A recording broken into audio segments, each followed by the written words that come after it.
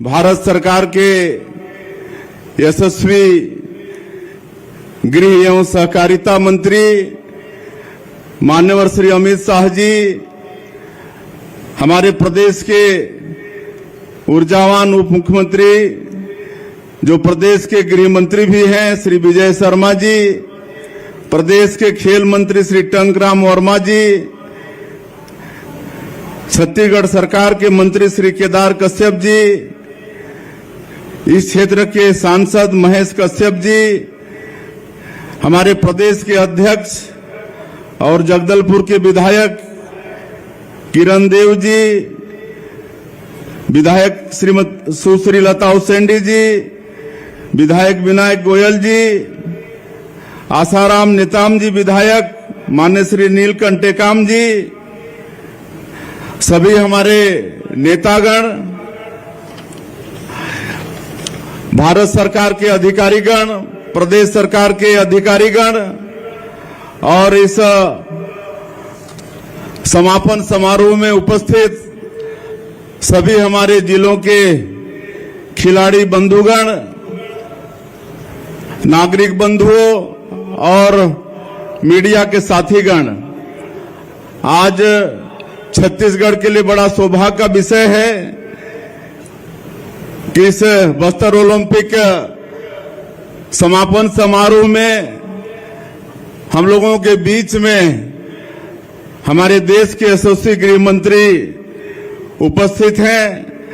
मैं चाहूंगा कि आप सभी उनका करतल ध्वनि से एक बार स्वागत करेंगे।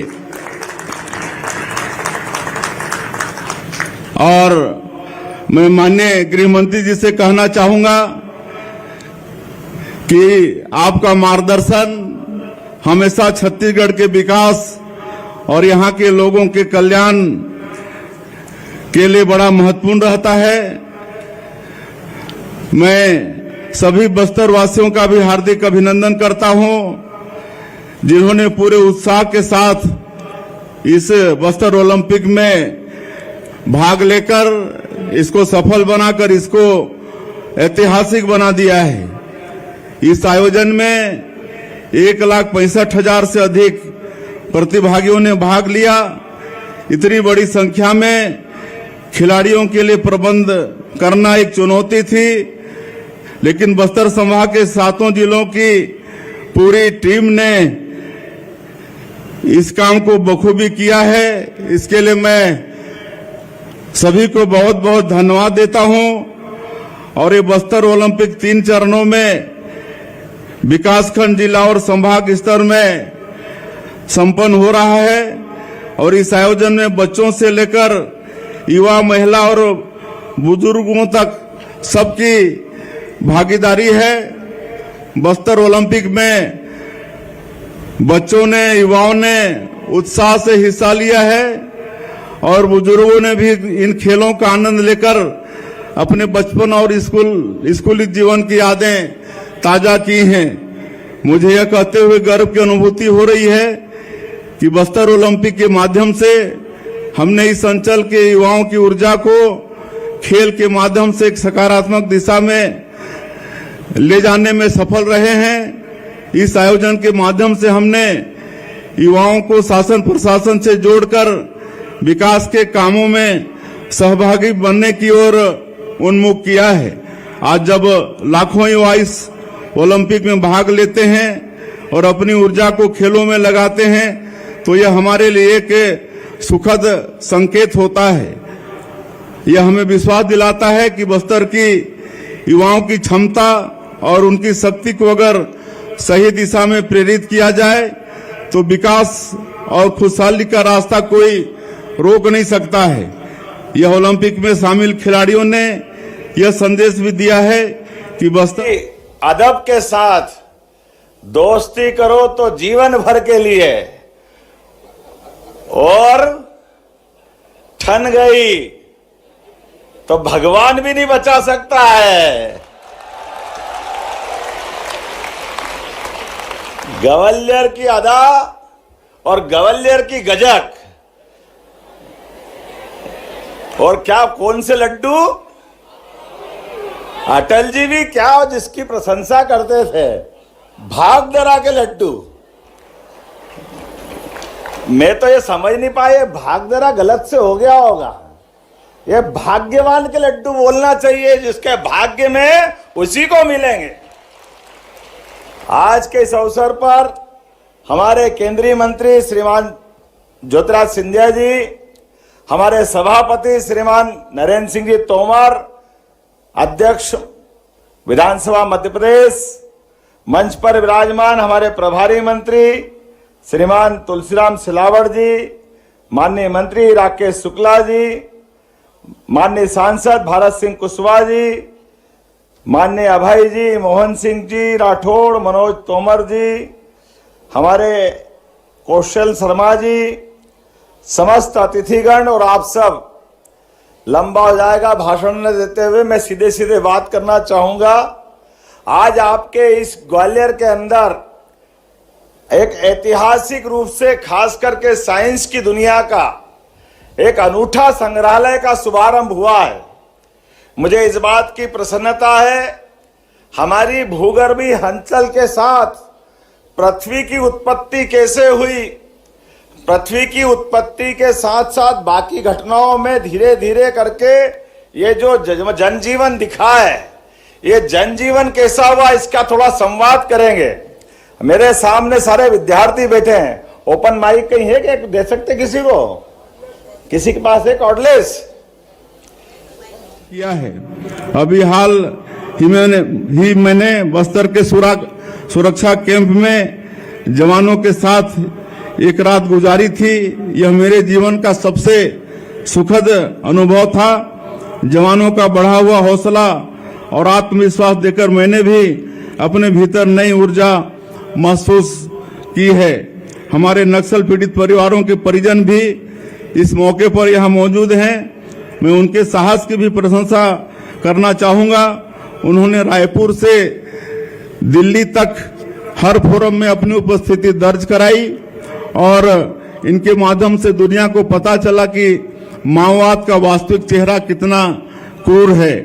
हमारी एक बड़ी कामयाबी यह भी है कि हम नियत नीलानार योजना के माध्यम से बस्तर के अंदरूनी गांव तक लोकतंत्र और विकास की किरणों को पहुंचाने में सफल हो रहे हैं। नियत नीलानार योजना के माध्यम से हम सड़क, पुल पुलिया, स्कूल, अस्पताल, आंगनबाड़ी, पेयजल, बिजली, मोबाइल टावर जैसी अधोसंरचनाएं अंदरूनी गांवों तक पहुंचा रहे हैं। वर्षों से बंद पड़े स्कूलों को फिर से शुरू किया गया है। वनवासी भाइयों की आय में वृद्धि के लिए तेंदुपत्ता संग्रहण की राशि 4,000 रुपये प्रति मानक बोरा से बढ़ाकर 5,500 रुपये हमने किया है। आत्मसमर्पित नक्सलियों के पुनर्वास की भी बेहतर व्यवस्था और विशेष प्रावधान सरकार द्वारा किए गए हैं। हिंसा का रास्ता छोड़ आत्मसमर्पण करने वालों को तत्काल पुनर्वास कैंप में रखने की व्यवस्था करने हैं।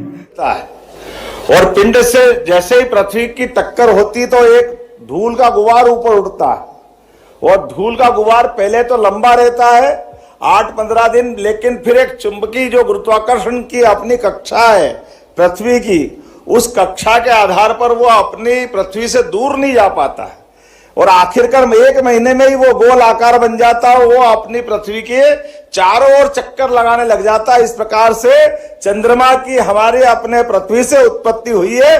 बहन का बात का उत्तर सही है, मैंने पहले का जोड़ने का प्रयास किया।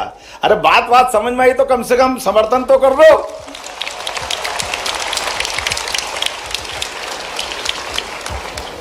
हमारे बीच में परमात्मा की दया से थोड़ा सा एक प्रश्न और पूछता हूं।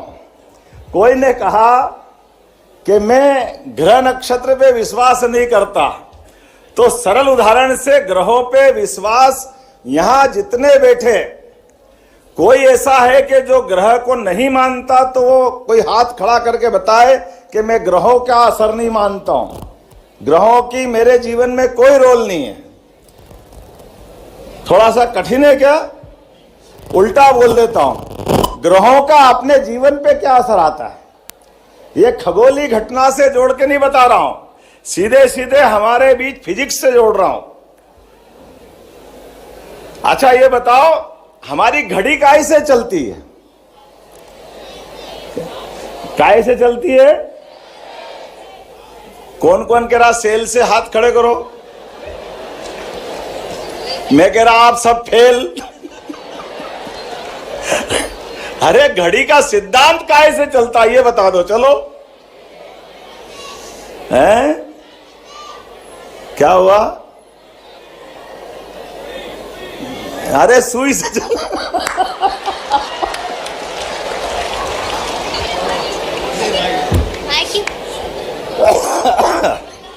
कोई सुई से बताएगा, कोई सेल से बताएगा। पहले जब धूप घड़ी थी तब कैसे करते होंगे? छाया से भी चलता है ना। तो अब ये तो गलत हो गया, सुई भी फेल हो गई, सेल भी फेल हो गया, तो घड़ी का ऐसे चलती है महाराज?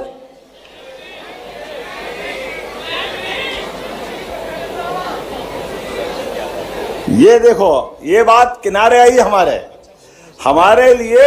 एक बात आप ध्यान देना, इस चराचर जगत में, ब्रह्मांड में कोई स्थिर नहीं है। साइंस के विद्यार्थी जानते होंगे, इलेक्ट्रॉन, प्रोटॉन, न्यूट्रॉन जो है जहां से चक्कर लगा रहे हैं, कोई अपनी जगह रुका हुआ नहीं है। ऐसे ही पृथ्वी भी चक्कर लगा रही है। किसके लगा रही है? देखो, आपको मालूम तो था, तो चक्कर लगाने का उसका समय नियत है ना, एक अपने आप में है ना। और पृथ्वी दो तरह से घूम रही है, एक तो ऐसे घूम रही है और एक अपने अक्ष पे लगातार घूम रही है, जो दिन और रात की स्थिति लाती है। तो सच्चे अर्थों में घड़ी का सिद्धांत हमारा ये दो ग्रह की परिक्रमा है। तो हमारे में से कोई भी अगर ये कहे कि मैं ग्रह को नहीं मानता, तो घड़ी निकाल के फेंक दे भाई। घड़ी के बिना कोई कैसे कैलकुलेशन कर सकता है?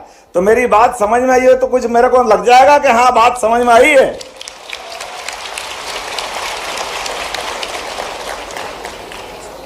ये एक नहीं, ऐसी कई सारी बातें हमारे जानकारी में भी होना चाहिए। लेकिन आज जब ये हम अपनी रचना देख के आएंगे, क्या बोलते, भूगर्भीय रचनाओं के लिए हमारा इतना सुंदर संग्रहालय बना हुआ है। ये हमारे बीच में साधु संतों को 108 और 1008 की डिग्री मिलती है। कोई बताएगा कि 108 की डिग्री क्यों मिलती है? साधु संत अपने नाम के आगे 108। हाथ खड़े करके बताओ, बैठे बैठे मत बताओ, पोल खुल जाएगी तुम्हारी। सहयोग के लिए उनको बहुत बहुत धन्यवाद देता हूं। और आज के इस ऐतिहासिक समापन समारोह में हमारे देश के यशस्वी गृह मंत्री जी यहां पर पधारे, उनका मैं फिर से एक बार पूरे छत्तीसगढ़ की जनता की तरफ से धन्यवाद करते हुए अपनी बात यहीं समाप्त करता हूं। जय हिंद, जय छत्तीसगढ़। भारत माता की जय। 108 छोटे बाबा, 1008 बड़े बाबा, हो गया कल्याण। इससे बढ़िया कोई जवाब नहीं भाई।